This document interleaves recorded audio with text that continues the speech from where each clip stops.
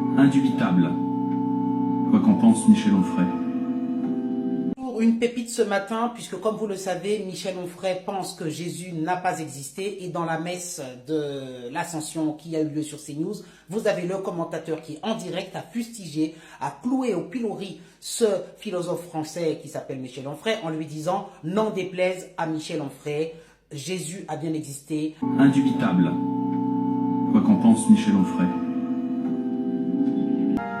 Et ce miracle de la communion, c'est aussi l'extraordinaire souplesse, si je puis dire, du catholicisme, que de permettre que chaque hostie puisse entrer individuellement dans le cœur de chacun. Il fallait imaginer, en quelque sorte, que chaque être humain, puisque Dieu ne sait compter que jusqu'à un, comme disait André Frossard, Dieu ne sait compter que jusqu'à un. Et chaque personne, chaque âme doit pouvoir entrer en relation avec sa source.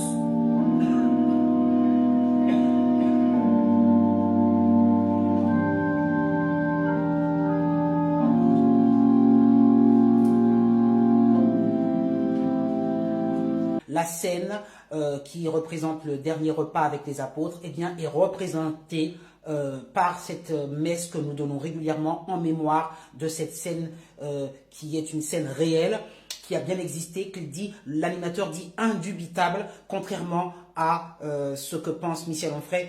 Faut savoir que Michel Onfray, il passe tous les jours sur CNews avec Laurence Ferrari. Donc là, le commentateur, il lui répond, il lui dit voilà, toi aujourd'hui, tu as écrit un pamphlet contre le Christ en personne, il fallait le faire. Mais de toute façon, Michel Onfray, c'est un iconoclaste. Il faut savoir, iconoclaste, ce sont les personnes qui essayent de détruire toutes les icônes. Il a fustigé, comme vous le savez, Freud. Alors Freud n'est pas irréprochable, mais en gros, la psychanalyse, c'est du bidon. Tout est bidon avec lui.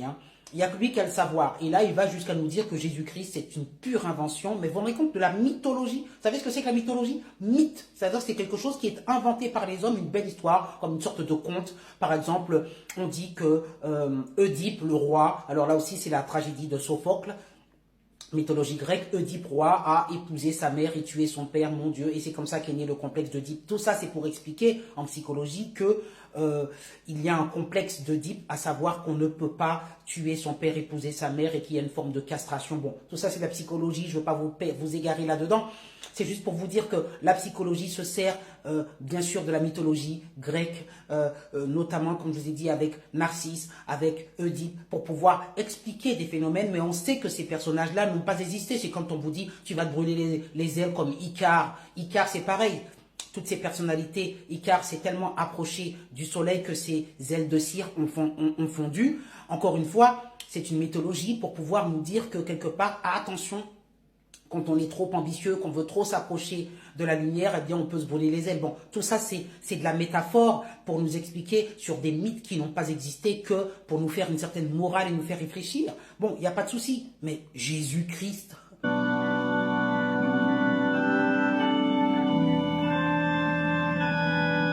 L'Église recommande, avant de communier, d'être préparé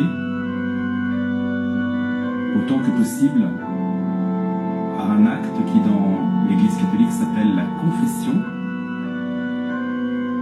et qui permet de recevoir ce qu'on appelle l'absolution, c'est-à-dire que les péchés que j'ai commis, je peux me les faire pardonner. Et une fois mon âme purifiée, je peux me présenter à la sainte table qu'est la communion.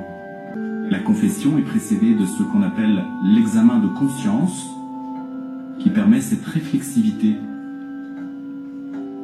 qui est une grande force du christianisme. C'est la capacité de l'homme à se regarder lui-même tel qu'il est, en vérité.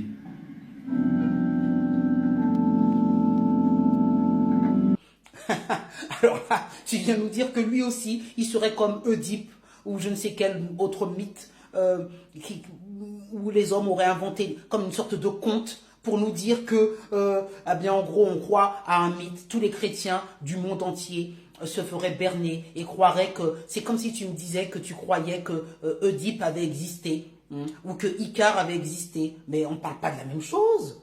Oh, Michel Onfray, Donc là, bon, c'est pas de bon ton parce que le commentateur, hein, un jour saint comme celui-ci, l'ascension, je vous rappelle, hein, l'ascension de Jésus-Christ au ciel, après avoir été crucifié sur la croix, bon, vous connaissez toute l'histoire, tout ça, ça n'a pas existé. Il n'y a pas eu de croix, hein, il n'y a pas eu de, enfin, il n'y a pas eu un homme réellement, enfin, en tout cas, il y a eu des croix à l'époque, des gens qui étaient crucifiés, mais en tout cas, Jésus, lui, selon Michel Onfray, n'aurait pas été crucifié sur cette croix.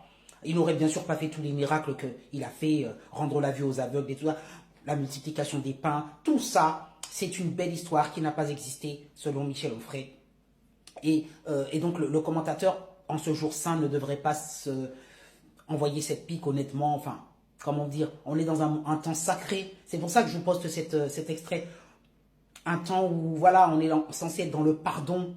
Et honnêtement, je suis honnête avec vous, hein, le commentateur, il parle de pardon, se faire pardonner, mais il n'a pas pardonné, ça se sent. Enfin, je veux dire, il a une pique, une grief contre Michel Onfray, et il n'a pas pardonné. Je ne suis pas digne, car qui est digne de recevoir le corps du Christ?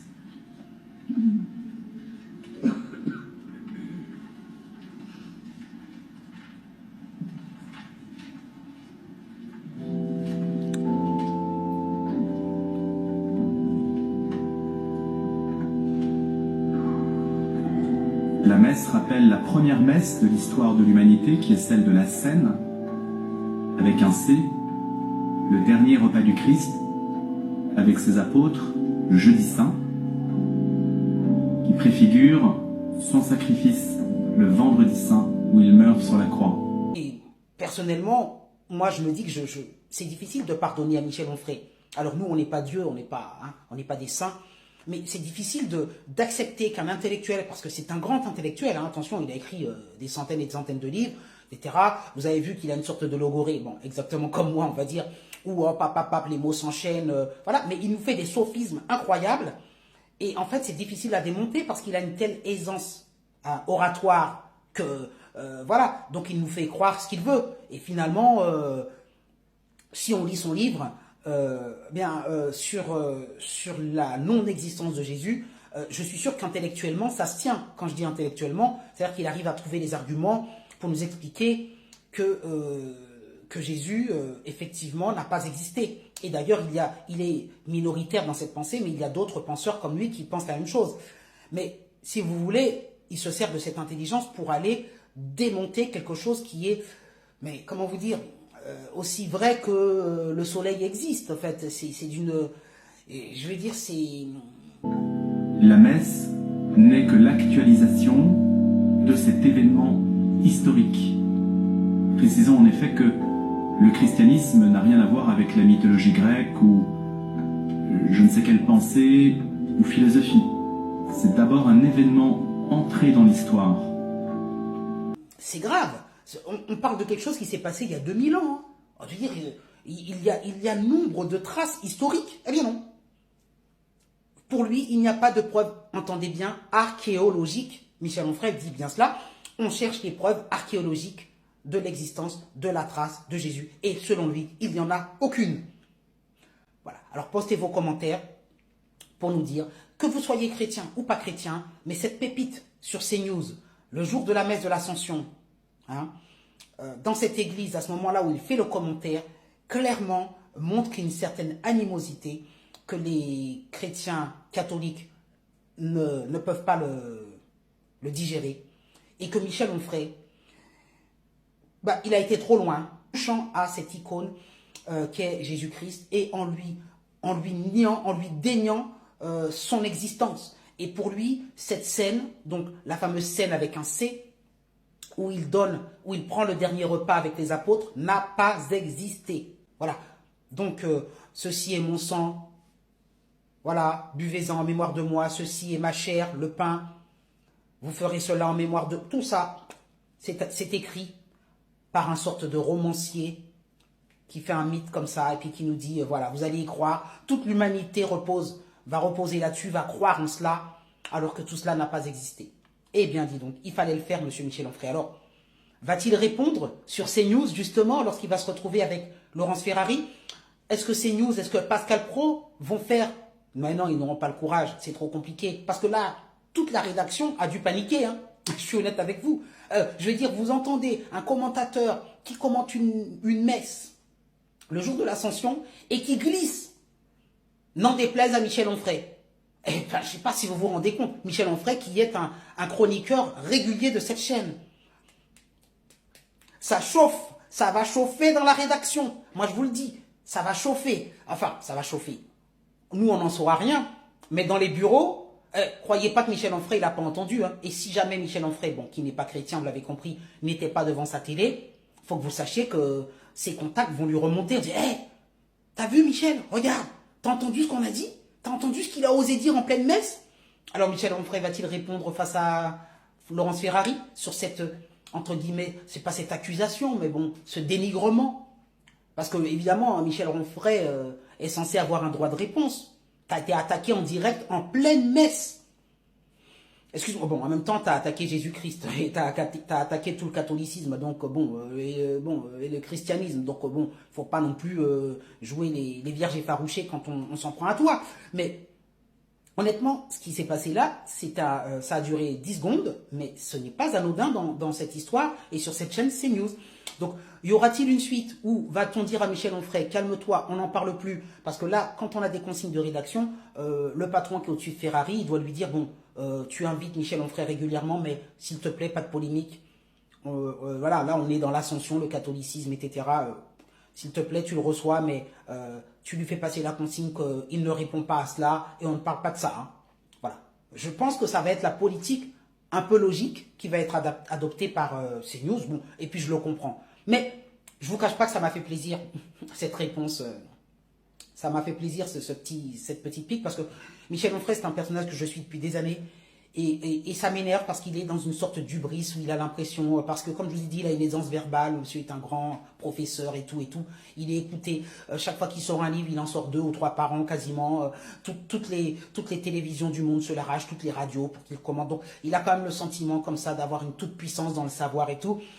Et ça devient insupportable quand à un moment donné, il vient même jusqu'à remettre en question l'existence de Jésus-Christ. Après que tu sois athée, déiste, tout ce que tu veux, que tu ne crois pas en Dieu, tu as le droit. Tu as le droit de ne pas croire en Dieu. Mais que tu reviennes sur l'existence d'il y a 2000 ans d'un homme, c'est-à-dire de dire que cet homme n'a pas existé. Encore une fois, ça veut bien dire la Vierge Marie n'a pas mis au monde Jésus. Et puis, tu vas même nous dire que Marie, elle-même, c'est un personnage qui fait partie de cette mythologie. Joseph et Marie n'ont pas existé. Ils n'ont pas été les parents de Jésus. Je veux dire, tout est démonté complètement. Le linceul qu'on a trouvé, pareil, tout ça, c'est pas vrai. Il faut quand même comprendre ce que ça signifie pour notre civilisation aujourd'hui. Vous savez que notre calendrier, si on est en 2025, repose sur le christianisme. Enfin, je ne sais pas si vous vous rendez compte, c'est une dinguerie ce qu'il nous dit. Cet homme-là n'a pas existé. Bon, eh bien, alors bon, on parle de blasphème dans certaines religions. Moi, je ne suis pas là pour dire que tu blasphèmes. Je peux juste dire une chose.